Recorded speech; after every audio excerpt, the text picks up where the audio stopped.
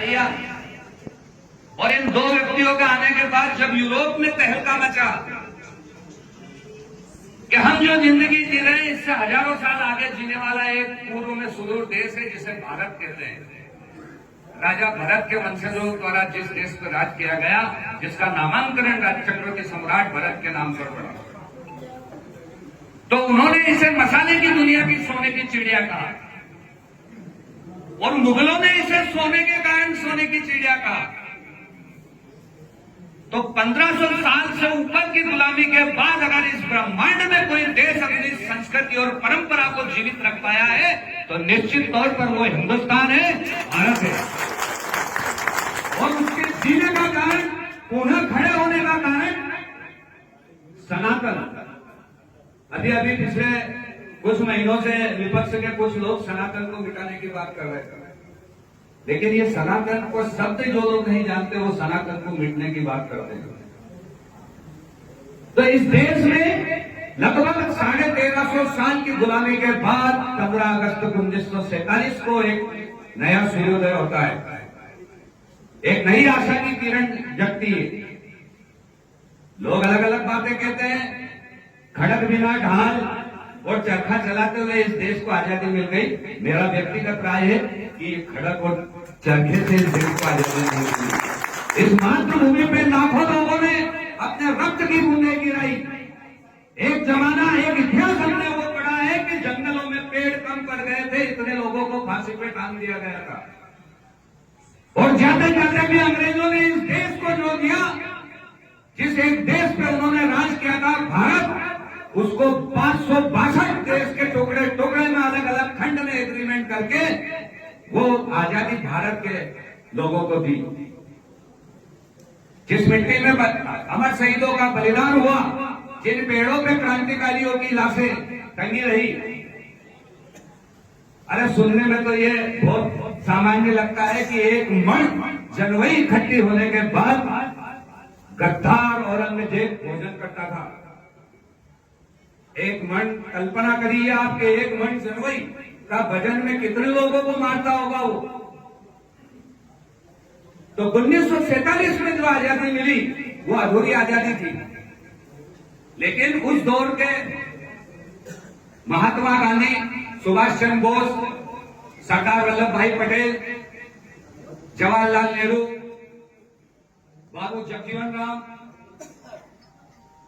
और जिनकी चिताओं पर यह सौभाग्य सजा था, ऐसे अमर शहीद भगत सिंह, जिसने 18 साल में दुनिया को वो दिखा दिया कि जिंदगी 100 साल की नहीं, वतन के काम आ जाए तो एक पल की जिंदगी भी ये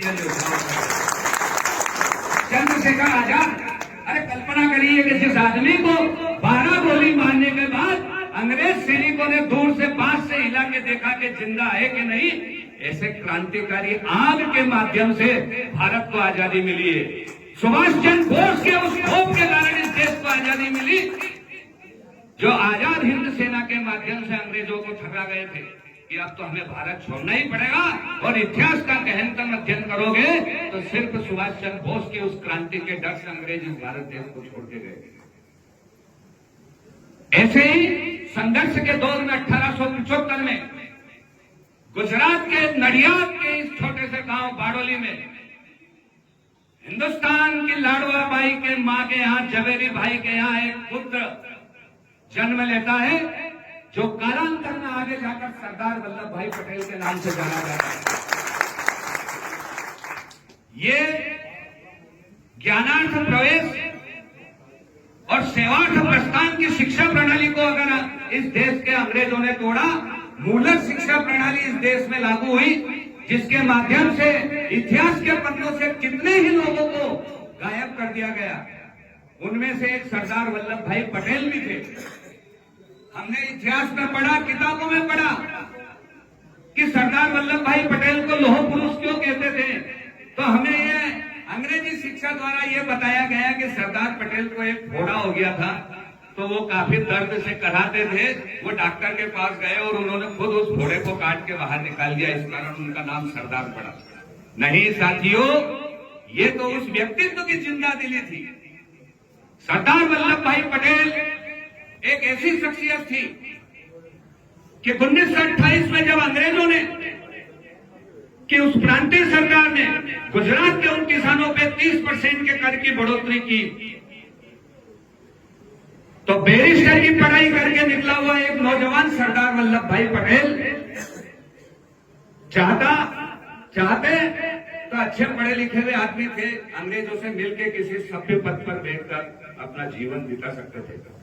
लेकिन जब उन्होंने अपने गृहनगर और गृह प्रांत की किसानों की इस वेदना को देखा तो एक बारडोली आंदोलन की शुरुआत हुई। दोस्तों, उस बारडोली आंदोलन का हम वर्णन पढ़ेंगे तो उस अंग्रेजों के दौर में किसानों को एकत्रित करना, जब अंग्रेज की गाड़ी अगर इस गांव से निकलती थी तो गांव के सारे पुरुष लोग जंगलों में छिप जाते थे। उस दौर में सरदार वल्लभ भाई पटेल ने एक क्रांतिकारी आंदोलन किया और अंग्रेजों को सबसे पहले सरदार पटेल के सामने उस आंदोलन के माध्यम से झुकना पड़ा और उस टैक्स की माफी की गई। जब जाके वल्लभ भाई पटेल के नाम के आगे सरदार नाम खड़ा हुआ, जो आज तक हम सबके लिए गौरव का काम कर रहा है। ये देश का दुर्भाग्य था कि जिस प्रथम आजादी के बाद जिस व्यक्तित्व को, जिस कांग्रेस की समूह समिति ने जिस व्यक्ति का ये नामकरण इस देश के प्रधानमंत्री के लिए किया था, लेकिन वही चरखा वही ढाल वाले गांधी जी ने कहीं न कहीं जवाहरलाल नेहरू को प्राथमिकता दी और आंतरिक मामलों का दायित्व सरदार वल्लभ भाई पटेल को दिया गया है। लेकिन जिन नसों में मातृभूमि की सेवा का खून दौड़ता है, समाज सेवा का जिन लोगों की उबाल रहता है, ऐसे ही सरदार वल्लभ भाई पटेल ने इस देश के पुनर्निर्माण के लिए उस समिति के निर्णय को अस्वीकार करते हुए गांधी जी के निर्देश पर प्रधानमंत्री के रूप में जवाहरलाल नेहरू की नियुक्ति करवाई।